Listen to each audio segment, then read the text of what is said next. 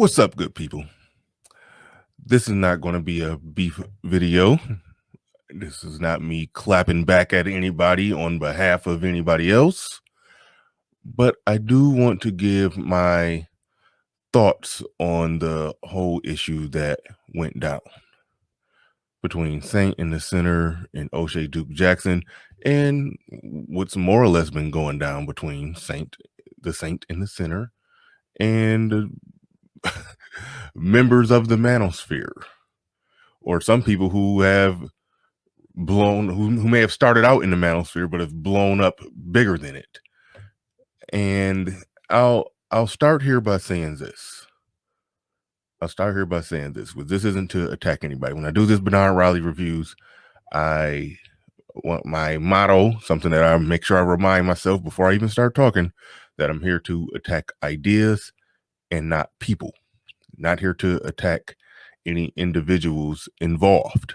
I am only attacking and examining the ideas, or examining and analyzing what happened. That is all that's going on here.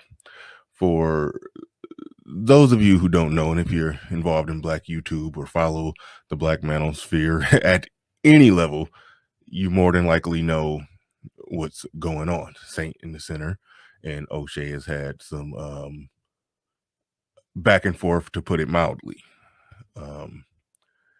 It more or less started with a video that, last I checked, had over 200,000 views when the Saint in the center responded to Kevin Samuels. That's really where it started. Hate to even bring Kevin Samuels' name in this, because he, much like me, much like I don't beef, he don't beef. So I hate to even mention his name in this. But that was the first time a lot of people heard of the Saint and the center. And since then, he's been doing response videos to people that I believe he more or less agrees with on 90 to 95% of everything that they have to say, which makes it really contrived when you're doing a response video to people you probably agree with on 90 to 95% of everything. But I understand it from a content strategy perspective. And I have rules when it comes to doing response videos. I attack the ideas and not the people, because there's nothing wrong with response videos. One of my favorite YouTubers, Mediocre Tutorials and Reviews, has built his platform off response videos, reaction videos. I get it. And I kind of go by his motto. He doesn't say it that much, but I could tell he lives by the creed. Examine the ideas, attack the ideas, don't attack the person. But I think when you do that, you should do it with somebody who you genuinely disagree with. When the Saint in the center did the response video to Kevin Samuels, that more or less put him on the map in terms of this YouTube sphere and all that's going on here. You can Google him or YouTube him. You can find out quite easily that he was on the map doing other big things in his life prior to YouTube. So that part he didn't have to do it, but in order to fast track his YouTube clout, well, not clout is the bad word, ascension, to fast track it, yes, he came up with a brilliant content strategy, criticized Kevin Samuels while Kevin Samuels was on the way up. Whenever Kevin Samuels would get a big bump, he would get a big bump. Kevin Samuels would go viral, his video would go a little more viral. It was brilliant. Now, the reason that he gave was Kevin Samuels was giving business advice, but he argued that Kevin Samuels never was a successful businessman, even though he clearly is now. But that's neither here nor there. He argued that Kevin Samuels was not an actual businessman, and he's giving advice to the youth, and he don't want them giving the youth bad advice. But back when he was giving that advice, that was when he was doing a show strictly speaking to men. But by the time the Saint in the center responded to him, Kevin Samuels was already 4 to 5 months in doing a show that was more geared towards women. So that was a pretty weak sauce, lame. Well, I won't say lame, but a very contrived excuse to personally attack Kevin Samuels. But okay, whatever. He did it. Content strategy wise, it was brilliant. And I'm somebody who, the very first video I ever posted, well, actually the second video I ever posted on YouTube, it also was a response video to Derek Jackson. It's sitting there with 16,000 views. And the one that I did recently, about a month ago, well, comfortably over a month ago, it's sitting there with 25,000 views. So from one, a smaller content creator, but from one content creator to another, I understand that part. That part is very understandable. And then he went on from there and started making videos against dating coaches. And I can almost guarantee if he sat down with Steph's Code, Alpha Male Strategies, Coach Red Pill, and Kevin Samuels, if all those guys just sat down and chopped it up at a round table, I guarantee they all agree on 90-95%. So again, very contrived. A very contrived way to respond to somebody. So whatever his reason for saying that he was doing that, the reality is it was a content strategy. It is a content strategy, and it's a good one. That part is in bounds. You can subjectively say that, nah, he shouldn't do this or shouldn't do that, or he came at this person wrong, or he took unnecessary jabs at this person. But content strategy wise, I respect the game and I understand. Okay. Where did things go wrong here? That's the important part. Where did things really go wrong here? When Oshay did a response video to him, and Oshay was more or less responding on behalf of his colleagues that the Saint in the Center had been attacking. I'm using air quotes because attacking is a strong word, but let's just for lack of a better word. When Oshay responded to that, when the brother was in Brazil saying, hey, the women out here are looking basic, and then somebody took a picture of him with his white woman who, I'm not going to give my opinion on her, just per the audience reaction, she was apparently basic herself. So he was out there saying, hey, these Brazilian women are basic. And then the picture was somebody saw him out there, took a picture and said the woman was basic that he was with. He was with a basic Becky or whatever. That was the argument, that he was out there with a basic Becky. And Oshay can, Oshay can be Oshay. You can get a little messy. You get a little messy out there. You gonna AMS, Steph's Code, Kevin Samuels. They not gonna go there, but Oshay will do it. So Oshay did it. Okay. Oshay saying that the man's woman, let's just assume that's his woman.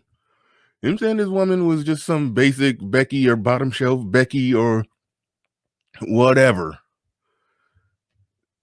That being the case, the Saint in the Center was not wrong for mounting a response. That part is understandable. So far, I'm with him. I'm not knocking him. Had he responded with just this part right here, when he responded to Oshay calling his woman ugly, the Saint in the Center responded by saying, yeah, but you ugly.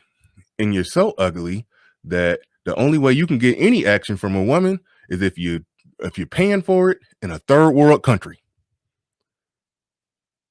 The Saint in the Center said that, and I assess that to be an appropriate clapback to Oshay calling his woman ugly. That is an appropriate clapback. That is in bounds. Where it got out of bounds is when you accuse another man of a crime without evidence. Now, if the crime was tricking in Uganda, Oshay is guilty as charged. Oshay is a card carrying trick. He told us that. Like, we know that about Oshay. He told us that. Guilty. So yeah, you can charge him up with being ugly, having a big nose, not Nostradamus, which he said. That was actually a good one, Nostradamus. Talking about his nostrils. That was actually funny. Yeah, you could do that. You could charge him up with being ugly. Nostradamus got the big nose, he ugly, and the only way he can get some action from a woman is if he's paying for it in a third world country. You got him. Done right there. You properly clap back. Where things got out of hand is when you go from there to accusing another brother of a full-blown crime. That's where I feel like things got off the rail. That's where it went from, I have this aggressive content strategy of responding to all the top dogs in this YouTube sphere, because the Saint in the Center has, I want to make sure I say this, the Saint in the Center has made it very clear that he's a top dog in other places, but in this YouTube game, there are top dogs out there that he's responding to, that he's trying to, I won't say bring down, but he's gunning for the he's gunning for the crown. He ain't just throwing rocks at the throne. He's throwing grenades at the throne. He coming for him. Content strategy wise, I get that. Not really my personal taste of how I would do it. I save all my response videos for people who I have a really strong, genuine disagreement with. I disagree with every word that come out of Derek Jackson's mouth. And if he say something stupid, I might do a response video to it. But I'm not going to find somebody who I agree with on 95% of everything or 90% of everything, like mediocre tutorials and reviews, and then do a response to him and come at him because I want my little thing that I do, Bernard Riley reviews, to blow up bigger than mediocre tutorials and reviews. So I'm about to gun at the response video review crown. I'm not going to do that. That's just not my style, but I get it as a content strategy. But when you start accusing another brother of a crime with shaky evidence, that's when it goes wrong. Being completely objective here. Being completely objective. When he did the Kevin Samuels video, I was like, nah, that was kind of in poor taste, but whatever. It's whatever. You know, is what it is. He mounted a hell of a content strategy. When Kevin Samuels recently went viral on World Star, and Kevin Samuels went viral on World Star and picked up upwards of 140,000 subscribers off of just that viral event.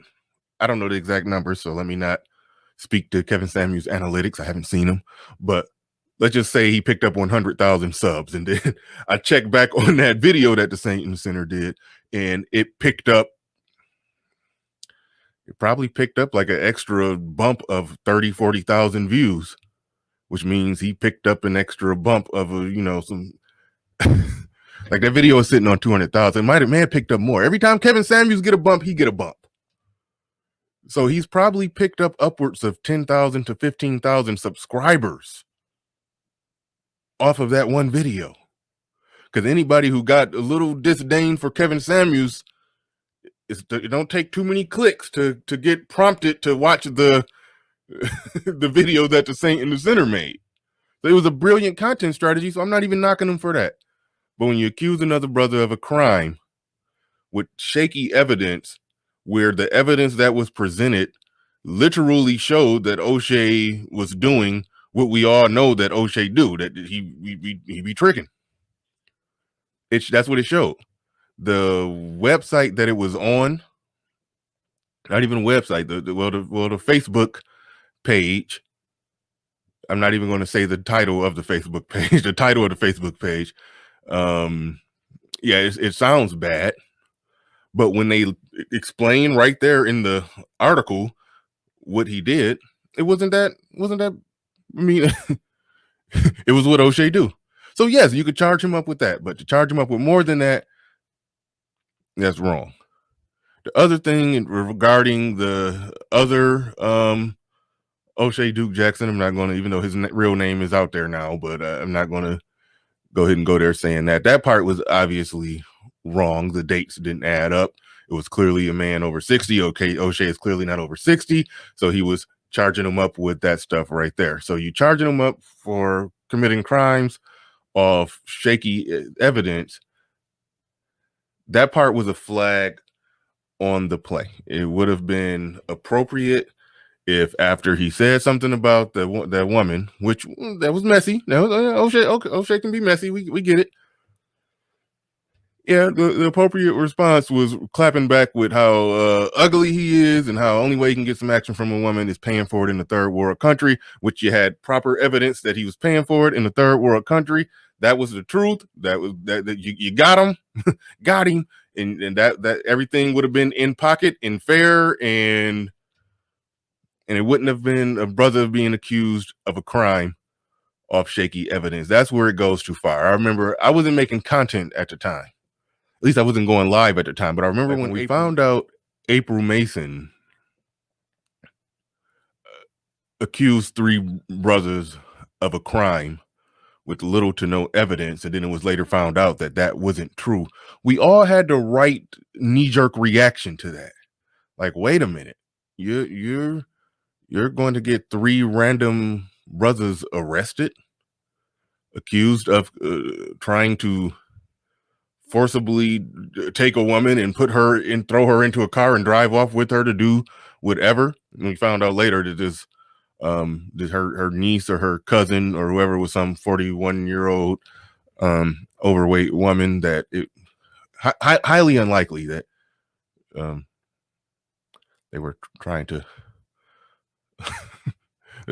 lift her and carry her to the I'm trying to be nice here, but clearly her days of being in danger of being tossed into a white van with no windows, those days were at least 15 years behind her. So it was a made up story for reasons I'm not even going to get into, but we all immediately understood the problem, even though it wasn't an actual name and face on the brothers in question. To even say anything to remotely have the police on a wild goose chase to find three brothers that that me, my brother, and my cousin matched the description of. Like, we knew that was wrong, and everybody responded appropriately to her flag on the play right there. She lost a lot of support from brothers after that, for good reason, because there's rules of engagement. Rather, it's regardless of what we're talking about here, there's rules of engagement. And one important takeaway, because there's been lots of throughout my understanding and the time that I've been involved in this whole Black YouTube thing, there's been a lot of people who have committed a lot of flags on the play, file on the play, flag on the play. A lot of people that have done that. A lot of people that I respect have either done it or been accused of doing it. I don't have all the evidence. It's a lot of people with blood on their hands. So this isn't a my side is the side that the people that I've associated with on here are completely innocent and clean. I'm not even saying that. I'm analyzing this situation and looking at it much broader. If you're going to be in the clapback response video, come at somebody realm, you can get dirty, you can hit low, but I don't think it's ever acceptable off shaky evidence to be accusing another brother of a crime, an actual crime that's punishable by law, by the law. It's wrong to do that. It's absolutely wrong to do that. And the only evidence that I saw, if there's some other evidence out there, then okay, I'll look at it if somebody send it to me.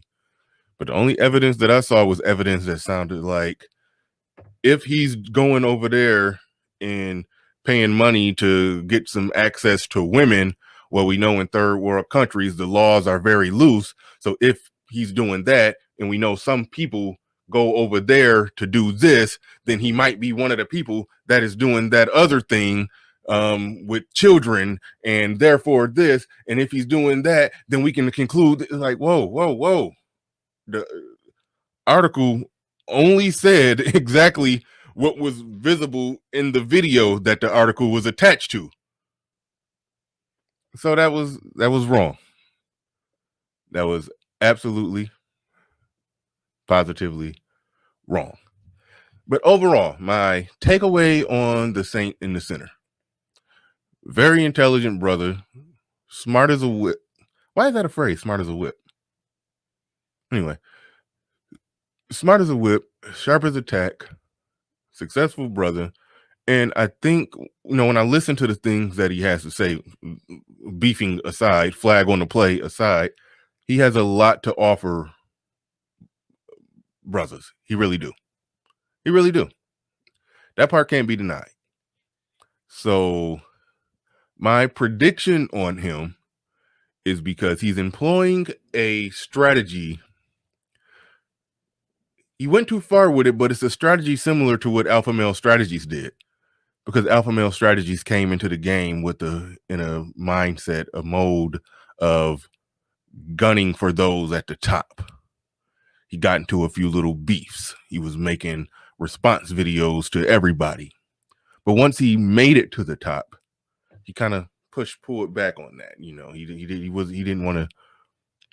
want to do that thing. You saw his recent one-on-one or interview with Kevin Samuels. He spoke about being above the fray when it comes to all of that beefing and back and forth and all of that jabbing and so my prediction on the Saint in the Center is that once he reaches a certain level of success on YouTube, because he's obviously successful outside of YouTube, but once he reaches a certain level of success on YouTube, that he's going to pull back from all of the nonsense, and he's going to focus on what is actually really good content that brothers can use. So that's my overall take on him. I addressed the flag on the play. But other than that, I really got no problem with nothing that's going on and that he's doing. It's an aggressive content strategy that's not exactly my style, because I'm not going to be coming at people when I know good and well I agree with them on 90-95% of everything. I'm not going to be just gunning for them like that. But that's just me. That's how I operate. And that's probably why I got 5,000 subs and he has almost 50,000 subs. But there's that. There's that. But I'm not knocking the content strategy, the hustle of it and all. But I do think once he reaches a certain amount of subs and or Patreons and or whatever his YouTube goal is, it's a certain level that he's going to get to where he's going to pull back from this kind of thing. I could just see that, and I could tell that, because that's really, I don't know. I'm going to leave it right there. I just wanted to give my take, my view, my analysis of the whole situation. I was far more long-winded than what I intended on being. Hopefully I was fair and balanced as possible. Hopefully nobody felt personally attacked. Hopefully in my pursuit to be fair and balanced, I didn't say anything that offended or hurt or disrespected people who I'm associated with and have a lot of respect for in this space. So with that said, I am out of here. Peace. Thank you for watching.